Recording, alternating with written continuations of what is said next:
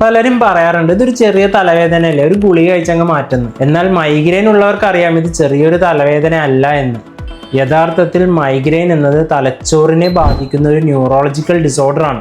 ഒരു migraine attack ഉണ്ടാകുമ്പോൾ ശരീരത്തിൽ വേദന മാത്രമല്ല സംഭവിക്കുന്നത്, നമ്മുടെ തലച്ചോർ ആ സമയത്ത് ഭയങ്കര സെൻസിറ്റീവായി മാറും.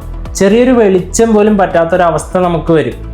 ലൈറ്റ് പോലും നമുക്ക് ഓൺ ചെയ്യാൻ പറ്റില്ല ചില സമയത്ത്. ചെറിയ ശബ്ദം കേട്ടാൽ വേദന കൂടും. പെർഫ്യൂമിൻ്റെയോ ആഹാരത്തിൻ്റെയോ മണം അടിച്ചാൽ പോലും ചിലർക്ക് ഓക്കാനം വരും. ഇതോടൊപ്പം തന്നെ ചിലർക്ക് ഛർദി, തലകറക്കം, കാഴ്ചമങ്ങൽ എന്നിവയൊക്കെ ഉണ്ടാകാറുണ്ട്. ചിലർക്ക് തലവേദന തുടങ്ങുന്നതിന് മുന്നേ കണ്ണിൽ മിന്നലാട്ടങ്ങൾ കാണാം. അതിനെയാണ് നമ്മൾ ഓറ എന്ന് വിളിക്കുന്നത്. മൈഗ്രെയിൻ വരുമ്പോൾ വ്യക്തമായി ചിന്തിക്കാനോ ശരിക്കൊന്ന് ശ്രദ്ധിക്കാനോ എന്തിന്, ചിലപ്പോൾ ഒന്ന് സംസാരിക്കാൻ പോലും നമുക്ക് പറ്റില്ല. അത്രയും ബുദ്ധിമുട്ടുണ്ടാവും നമുക്കൊന്ന് സംസാരിക്കാൻ. നമ്മുടെ ശരീരം അത്രയധികം തളർന്നു പോകുന്നത് കൊണ്ടാണ് ഇരുണ്ട ശാന്തമായ ഒരു മുറിയിൽ നമുക്ക് ഇരിക്കേണ്ടി വരുന്നത്. പിന്നെ മറ്റൊരു പ്രധാന കാര്യം, മൈഗ്രെയിൻ എന്ന് പറഞ്ഞാൽ എപ്പോഴും കഠിനമായ തലവേദന ഉണ്ടാകണമെന്നില്ല. തലവേദന ഒട്ടുമില്ലാതെ തന്നെ തലകറക്കവും കാഴ്ചമങ്ങലും നമ്മുടെ ശരീരത്തിൽ തരിപ്പുമൊക്കെ വരാവുന്ന ചിലതരം മൈഗ്രെയിൻ ഉണ്ട്.